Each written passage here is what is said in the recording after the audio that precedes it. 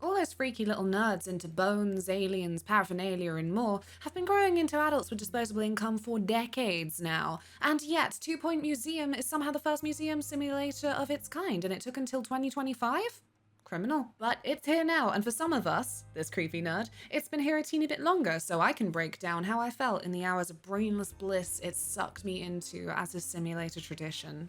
To be transparent, this isn't actually a style of gameplay I'm super familiar with these days. Truly, I haven't seriously sunk my teeth into anything on this scale since The Sims, although I did have a brief situationship with Honeycam Studios back in uni, and sometimes I kid myself I'll get back into Stardew Valley. Before you say this is nothing like Stardew, you don't know me. You don't know how seriously I tried to optimize my farm. I put my farmer on the edge of a mental breakdown. But this really is the first impressions from someone who is also a total noob to anything from the 2 Point Empire. So if you are too, or you're a veteran and you just want to nod your head knowingly for a minute, let's do a quick sum up of our game of the hour, 2 Point Museum. As the bright bunnies among you have likely observed, 2 Point Assorted Sims are from 2 Point Studios. Founded in 2016, it is the brainchild of Bullfrog alumni, producer Mark Webley, artist Gary Carr, and composer Russell Shaw. In 2018, they brought out their big spiritual successor to 1997's theme hospital, 2 Point Hospital. In 2019, this company, made up of people from some of Britain's legendary studios, primarily the aforementioned Bullfrog Productions and Lionhead Studios, was acquired by Sega, which is absolutely justification enough for the otherwise out of left field Sonic the Hedgehog themed pre-order items. In 2 Point Museum, we take on the mantle of a museum manager. Players have the full freedom to design one of 5 distinct museums through the standard customizations, just needs a lick of paint, a few homey touches, as well as planning expeditions and exhibit placement. But don't forget, it's a management sim, so you'll have to do all of this with reasonable success while you cater to boffins, clowns, goths, yetis, and children. It's so charming to zoom in on those little rugrats smearing their chickenpox all over prehistoric monuments. God bless. Personally, in my personal first impressions impressed upon my person, I was also very into the depth of stats and logistics when it comes to the corporate side of museum running. Just because I wasn't very good at it with my limited experience, doesn't mean it wasn't a nice little rush to see the prismatic heights of all those cheeky little bars going up. Of course, I had to see them go down again quite often. But that's just part of the maybe toxic relationship between me and simulators, to be honest. And I love her so much, and she loves me. I swear, mind your own business, literally. The depth is truly impressive if you want to micromanage your guests, employees, and VIP visits. You can. And if you look through it enough, you may even come to an understanding as to why your loyal employee wants to quit. That's my way of saying that it took me personally a bit too long to find the pay rise menu. These were supposed to be the minions of my evil Bones and Boffins empire. What do you mean? They expected an increase in wages after being trained in things like how to be happy, as well as how to make everyone else happy too. Honestly, so ungrateful. Again, this is me problem, though, to be clear. I've said before, I haven't had much experience with modern management sims from the last few years, and that showed with this little hiccup. I don't think that it's unfair of 2 Point Museum to consider a bunch of the UI to be pretty familiar and intuitive at this point to the people who pick this game up. If you want to mess around like I did in The Sims with infinite money cheats and just enjoy playing God in your nerdy little hub, then sandbox mode is extremely customizable. You could create near impossibility for bankruptcy, or really safely toy with some self-flagellation. In a hardcore mode, you can customize to be even more punishing. The Dark Souls of business simulators. Maybe, I don't know. If that kind of gameplay tickles your fancy, you'll have to try it out and let me know in the comments so we can all learn together. Do not dive straight into sandbox mode though, because you really have to learn about dinosaurs before you can spaceship. The game has a warning box about this, and the game is right. You're pretty much forced to start in campaign mode or else be doomed to bamboozlement when you hire an expert in the wrong field. Plant lady can't be fish lady just because you pout and stamped your foot about it. With the campaign, you'll find yourself firmly guided through the prehistoric museums to start. Makes total sense to me because the coolest museums do tend to spotlight dinosaurs. That's where the London Natural History Museum went wrong. R.I.P. Dippy. Anyway, once you've got the hang of a few key mechanics and earned your first star rating, you can branch off into your own unique progression path for Museum number 2. I chose Waylon Lodge because we love ghosties and horror here. Like, I jumped at the chance to rename my first haunted doll Megan because she's just giving me the look, you know? The Prehistory Museum and the Supernatural Museum were very distinct in their theming, with relevant punny staff names, and of course the exhibits retrieved from fresh expedition paths. That really made the dopamine ping with the thrill of each new discovery, made me feel eased into the explanation of new mechanics for each new museum. For example, something that made Waylon Lodge feel quite fresh, despite my being a few hours into the game at that point, were the mechanics which also turned the museum into a little hotel for ghosts. My ghosts were not resting in peace until I met their communal needs. However, because I was already on my way to becoming a mustache-twirling Monopoly man, I decided to drop the most difficult ghost into my inventory and sell him for 10k. That'll teach him for his confusing wants and needs. Despite some crossover necessary to the campaign, the 5 museums are impressively distinct museums that really do manage to bundle up all that childhood whimsy of what I thought working at the museum might be like when I was a kid. And an idiot. None of them include human history or art. Possibly because if you make a museum like that with specifically British voices, that feels downright unsafe. It makes the whole game feel extremely ambitious stylistically at points, since we have an aquarium and poltergeist hotel, so at times it looks less of a museum curator and more of a theme park simulator without the rides and games. If only someone would tell his fucking children that. It's not like I went into this expecting some kind of semi-educational trip as a gamer. And to be honest, I think it would date the game, you know, whenever IRL research inevitably overtook whatever the game had written down. But it takes itself so unseriously that if the humor doesn't vibe with you, I think you might end up finding that the game was sound on as downright obnoxious. As for me, I know full well that if I weren't paying close attention in order to record these first impressions, it's likely I'd have been trying to watch a show or YouTube videos in the background. I'm just an average gal, trying to squeeze every bit I can out of the time that I have. 2 Point Museum's main accompanying voices are the radio and an announcer who will make jabs at the museum goers, and then very slyly at you for running things suboptimally. Although I found that these comments were mostly fired off half a minute after I'd resolved the issue, so it did grow a tad tedious.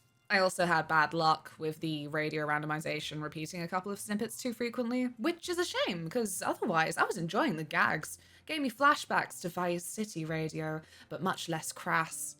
Something unfortunate about the challenge aspect is that on the default campaign mode, I found that if things were going well financially, I could leave it on 2 times speed and feel like there was nothing to do but more expeditions. Sometimes if there was a celebrity visit, I could stalk them around the place and try and fulfill their nebulous measures for success. And still didn't manage to get a reward for that in the end, so that will remain a mystery to me for now. I am relieved that at least when more museums opened up to me, I wasn't actually stuck with a joint bank account for all of them. The game stays in the more cozy game range with its lack of urgency through not only the button that, you know, pauses time, using time-bending powers to drag your security across the facility while thieves are stuck in their tracks, but also not having to panic dash to another museum to investigate anything going wrong, as I'm just trying to get exhausted staff to please just eat the sandwich. I can't believe I had to actively pick you up and drop you in front of the snacks this time. As you progress through the campaign, you also unlock challenge levels called exhibitions. These take part as pre-built museums where you are tasked with meeting certain requirements to earn bronze, silver, gold trophies, and earn additional benefits for the focal skill. The exhibitions are where the real challenge lies, as I was only able to get bronze in the initial security focus exhibition, unlocking an additional form of security camera for use in my other museums. While they're challenging initially, I can see them being something to come back to later as you've unlocked additional benefits from other progression and different exhibitions. Perhaps now that I have marketing upgraded from its own exhibition, I could go back and improve my score in security and earn more bonuses. Overall, I think there's a really strong addition with worthwhile rewards, at least from those I've seen. It provides a challenge you can improve on when you're ready and wanting to get the highest rewards. As mentioned, you need to set up ghost rooms to be appropriate for them in their hotel. This mechanic crosses over into Pathwater Cove as you create good environments for the fish, such as temperate or tropical water, and ensuring that they don't eat each other. Scientific exhibits can expand via crafting systems and, well, I'll let you discover the mysteries of space on your own. Once you've unlocked each expedition zone, you're able to further explore them by hiring their specialists at your other museums. However, there are parts that are gated by obstructions, which can only be passed in their original museum. On the topic of rewards, the game also features a reward-based currency called Kudosh, which allows you to unlock items that can boost productivity of certain rooms or add additional features to your museum.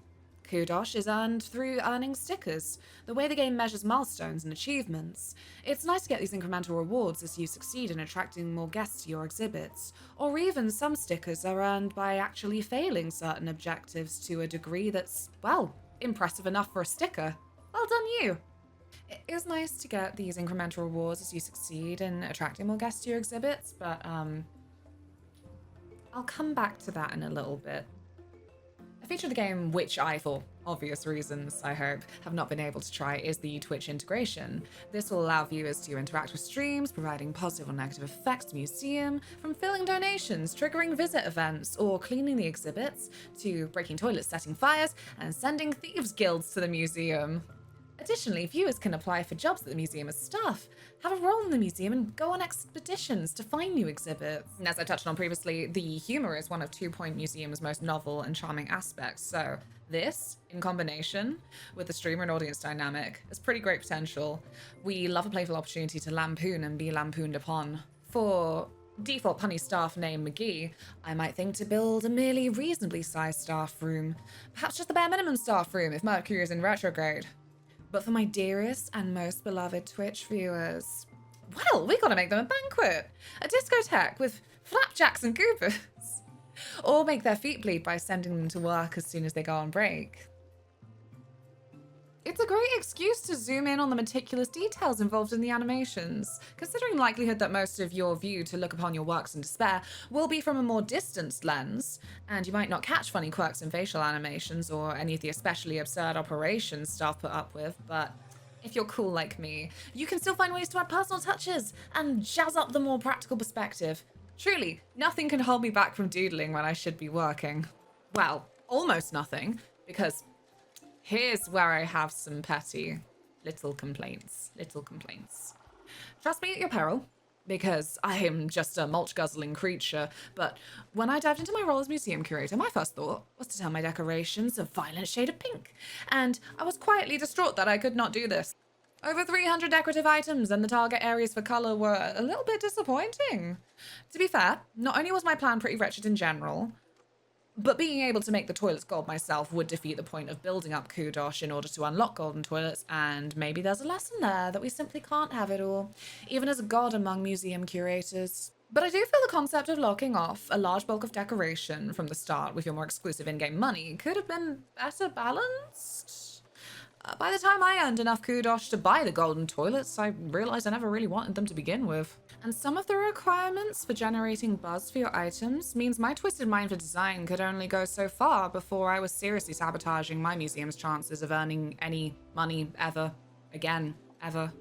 My editor and I have been running 2 Point Museum on 2 PCs built in 2019, one with a 1080 and the other with a 2070, and it runs beautifully. Like, really nicely. Even when there's a lot of active elements on screen, there's no performance issues or slowdown.